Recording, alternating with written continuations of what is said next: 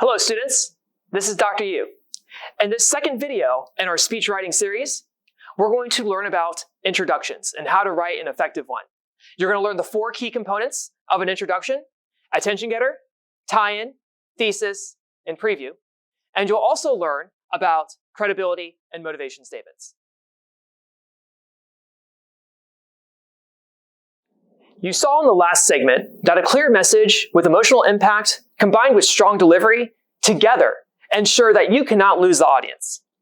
And the last video explored the sandwich method and the importance of having an introduction, main points, and conclusion.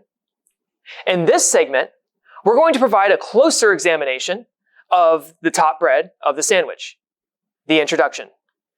An introduction is comprised of 4 parts: an attention grabber, tie-in, thesis, and preview. This video will provide an overview of what attention grabbers you can employ.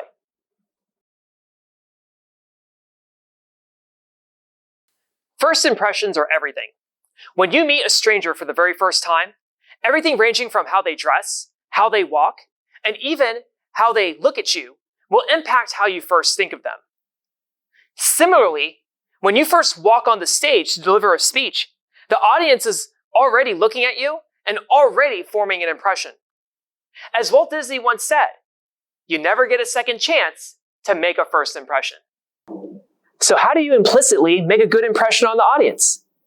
You do that with a set of techniques called attention grabbers, or also called attention getters in some textbooks. Attention grabbers are oral and visual techniques that provoke the audience's attention at the beginning of a speech. These oral and visual techniques will be something novel, out of the ordinary, that will implicitly communicate with the audience that you're not going to be boring. There are 2 sets of attention grabbers based on when they're used. Pre-speech attention grabbers are techniques that you use before you even open your mouth to start your speech. These typically occur during the period between you becoming the visual focus of the audience and you talking. This time period can last anywhere between 3 seconds to however long you sit in front of your audience prior to speaking. It really depends on the speech situation and whether you're called up to the stage by a host who introduces you or you're giving a presentation that you self-host. In any case, there are a set of techniques that you can use before you open your mouth to get the audience interested. In this video, we'll review 5 pre-speech attention grabbers: reputation, host introductions, the use of an entrance, costume, and an anticipatory set. The first pre-speech attention grabber is reputation. If you're a known celebrity or just have a reputation with the audience for being exceptionally credible, your reputation will naturally make the audience interested. For example, if I was able to get Matthew McConaughey to come give a lecture about kittens to my public speaking class, it would not matter to anyone that the lecture was going to be about kittens. Everyone would probably write down every word he says just because the Minister of Culture at UT Austin was speaking in their class. Now, as far as I know, none of you who are watching this is Matthew McConaughey, nor anyone close to his celebrity status. For your speeches for my class, then, you cannot claim reputation as your pre-speech attention grabber and earn full credit. Now, Matthew McConaughey, if you're watching this video, you can use reputation as your attention grabber. You too, Taylor Swift.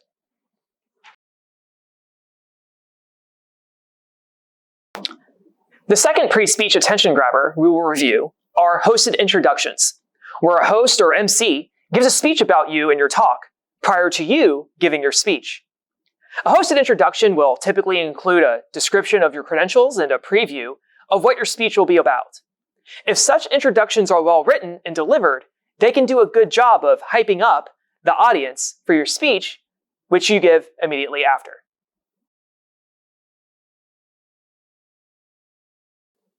The third pre-speech attention grabber is the use of an entrance, where you enter the stage and get the audience's visual attention in a unique way. If you've ever watched UFC or WWE, you notice that every fighter has a unique entrance routine where they enter the ring involving music and chants and costumes and often a posse. Similarly, in public speaking, you can have an entrance that involves a song, or you skipping to the stage, shaking hands with the host in a unique way, and maybe other creative things. If your speech is about skateboarding, for example, maybe you can skateboard to the stage. In any case, your entrance to the stage is an opportunity for creativity. The fourth pre-speech attention grabber is the use of a costume that you can wear to grab the audience's attention. Depending on your topic, you might wear a certain outfit to embody the topic and bring it to life. For example, if you're a car mechanic and you're giving your speech about how to change your oil, then wearing a mechanic outfit makes a lot of sense. Or if you're doing your speech on your favorite football team, wearing fan gear makes a lot of sense. Or in my case, I'm giving my speech about the history of the British legal system. Wearing a barrister outfit makes a lot of sense. I had one student who gave a speech in an alien costume because his speech was about declassifying Area 51. It made sense, and it grabbed the audience's attention before he even spoke as he walked up there in an alien outfit. Fashion is art that you wear. Speech is art that you say. Why not combine the two?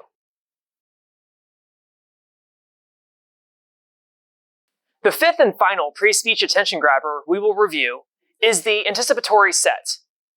An anticipatory set includes props and objects that you set up prior to the speech or carry with you when you are called to the stage that are visible to the audience. These props and objects will naturally intrigue the audience as they lie visible to them. If you've ever watched a magic show, the magician will have several anticipatory sets laid out on a stage before the show even begins. What is he going to do with that top hat? That mysterious box in the corner? What is moving in that cage? What is in this coach bag? Well, you don't know until I pull something out later on. All of these questions will intrigue the audience and will thus grab their attention before you even speak.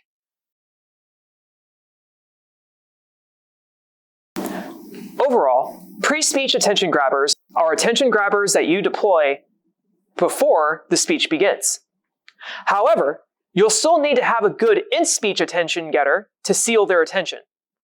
After all, they're not just there to watch you, they're there to hear you as well. Once all eyes and ears are on you after the anticipatory applause has ended, you must now grab your audience's attention using your words and actions, for your speech has begun. There are a set of in-speech attention getters that you can use. We'll discuss 6 in-speech attention getters: the use of a quote, anecdote, suspense build, provocative statement, humor, and audience engagement techniques. The first in-speech attention grabber that you can start with is a quote. For example, you can take an interesting or funny quote from a famous person and start off your speech with it. It can go like this. Ronald Reagan once said, "Trust, but verify." In a world where competition is fierce among people, communities, and nations, the notion of trusting one another becomes a difficult task for us all. Today, I want to tell you a story about how I regained my ability to trust others. And you can see how this goes. The second in-speech attention getter you can open with is an anecdote. An anecdote is a short story that you can tell in a few seconds that conveys a point. The key word there is short. You can start a speech about facing your fears like this. When I was a kid, I was afraid of Teddy Ruxpin. The bear's moving eyes and robotic voice just really made me afraid. One day, I decided to face my fear of this creepy bear, and I tried to pull its eyes out. Unfortunately, I ended up scratching my cornea when I tried to pull out the first eye. We've all had fears, some rational, some irrational, yet there comes a time when we must face them. Today, I will show you how to face your fears. And then the speech goes on.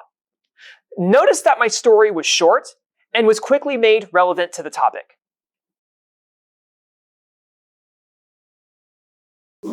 The third in-speech attention getter you may use is known as the suspense build. A suspense build involves slowly revealing a concept to an audience in an interesting way. It can involve a little bit of misdirection. You can lead the audience to think the speech is going to be about one thing, but then immediately surprise them in the middle of the introduction. Here's an example. In a motivational speech that I gave an audience one time, I started off by saying, there is a 4-letter word in the English language, and it starts with F. The thought of this word makes people angry, upset, hurt, and shocked. If I were to say this word to you, it could destroy our relationship. In fact, I'm going to say the word right now. Fail. F-A-I-L. Notice how I built suspense for the word fail with a little bit of a slow reveal and misdirection for another word that you might have thought I was going to say. The fourth in-speech attention grabber we'll discuss is the provocative statement. Something that either shocks the audience, makes them think, or generates intrigue because of its unusual or shocking nature. If you're going to use this technique, you have to make sure that it's something that will truly provoke the audience into attention. You can use a statement that's controversial, counterintuitive, or just completely out of character with yourself. For example, I remember as a little kid, a specific episode of The Wonder Years. For those unfamiliar, The Wonder Years was a late 80s TV show about a high school kid named Kevin Arnold going through his Wonder Years. In this specific episode, Kevin Arnold's high school had a speaker come talk to them about the importance of getting involved in politics. I still clearly remember it because the very first words that came out of the speaker's mouth to a gymnasium full of high school kids were, "Politics is a bunch of crap." A shocking statement like that stunned the high school audience into dead silence on the floor and definitely got their attention. Then, the speaker was able to transition to why the students should therefore get involved. The fifth in-speech attention grabber that you can use during your speech is humor. Now, we all know what a joke is. You just have to be careful with this one. If you create a great joke and it lands with the audience, it's a very strong start for you.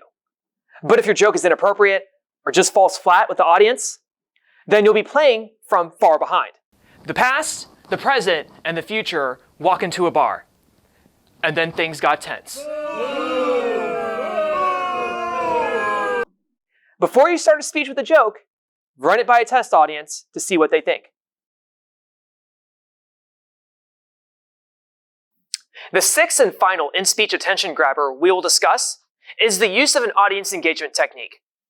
An audience engagement technique, or AET, is a moment created by the speaker where the audience is asked to do something besides listen. I have a separate lecture that classifies all the different audience engagement techniques, but for now, here's just one: taking a poll. In this technique, you ask the audience to raise their hand in response to a question. It can go something like this. By a show of hands, how many of you own a pet? With that technique, I can then tie the results of that poll into my speech about the importance of pet ownership or something related to it. AETs are always a great way to start a speech, and you'll learn more in another lecture on them.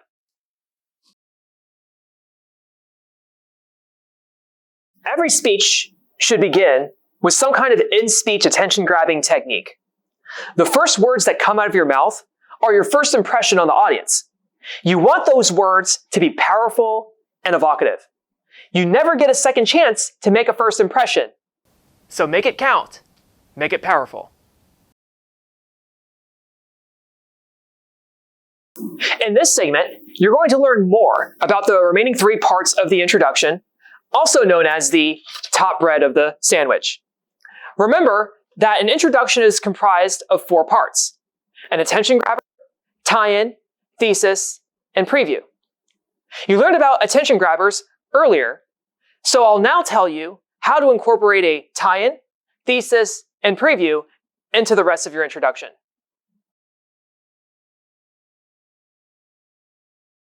After you've grabbed the audience's attention using an attention grabber, you must then tie in or relate the attention grabber to the thesis of the speech.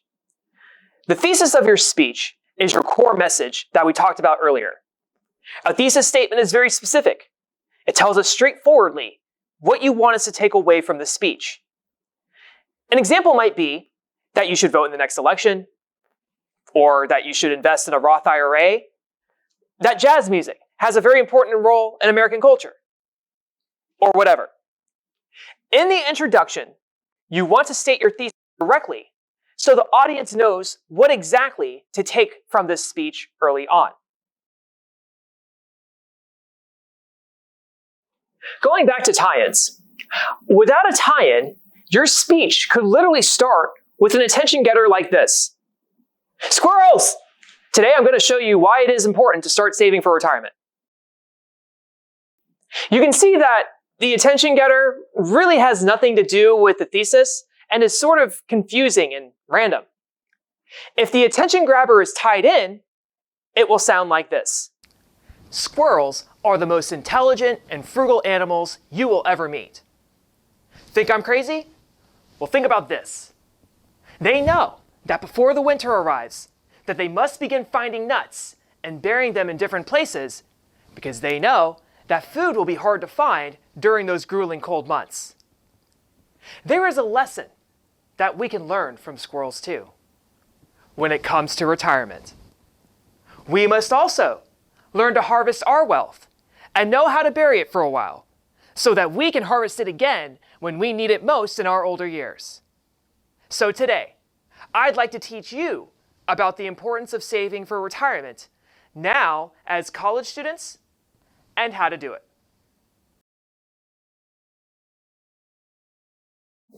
Once you have tied in your attention grabber to your now stated thesis, you can then move on to the preview statement. A preview statement tells the audience the key themes of your main points ahead of time. The preview statement serves as a signpost, telling the audience where you're taking them in the speech so they can follow along and not get lost. A preview statement should be brief, previewing each main point in 1 or 2 sentences or less.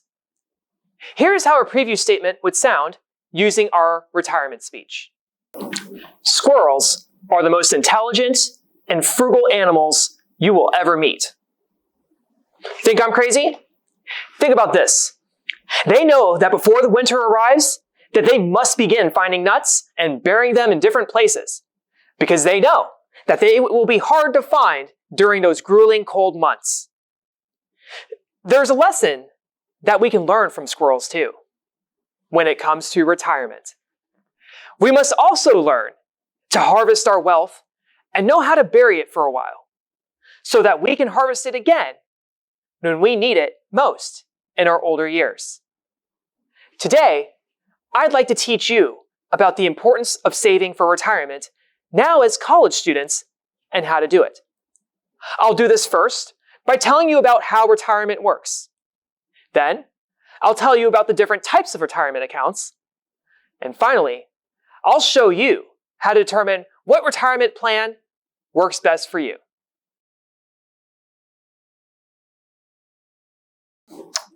Now that we've provided an overview of the importance of using a tie-in between your attention grabber and thesis, and using a preview statement, there are 2 additional components that you can put into an introduction.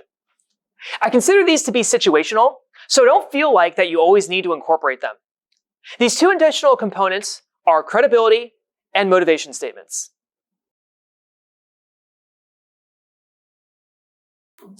A credibility statement says why you're credible on this topic. For example, if you're doing a speech on retirement planning, you might give a credibility statement like, as a certified retirement planner who has helped over 200 people plan for retirement, I would like to inform you about the principles of retirement and how to start saving. Notice that the statement gives credibility. Credibility statements should be short, and if they can be nicely weaved in without sounding like you're bragging or above everyone, that's perfect.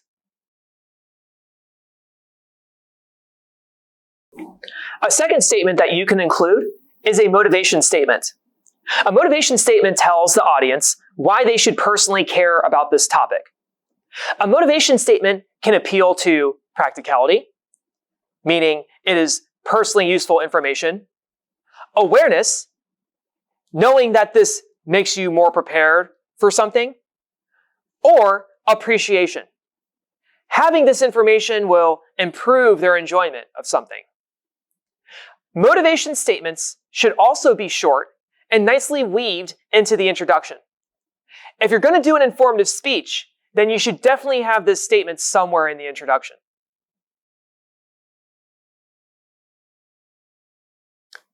One thing that you want to avoid is an excessively long introduction. It is hard to give an exact figure, but I normally don't want an introduction to be more than 10 to 15% of the speech length. If you're doing a 5-minute speech, your introduction should be less than 1 minute for sure. I'd shoot for 30 to 45 seconds personally. If your introduction is 90 seconds or 2 minutes, then you're going to have to cram your main points and conclusion, and that will just not go well when you have to talk faster and you can't take pauses.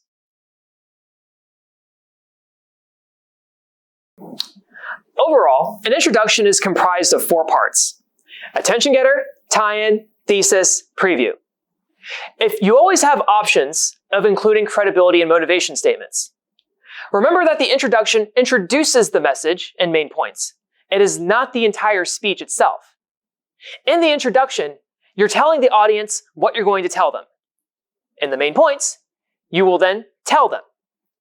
In the next segment, we'll discuss main points, the meat or beyond burger patty of the speech sandwich.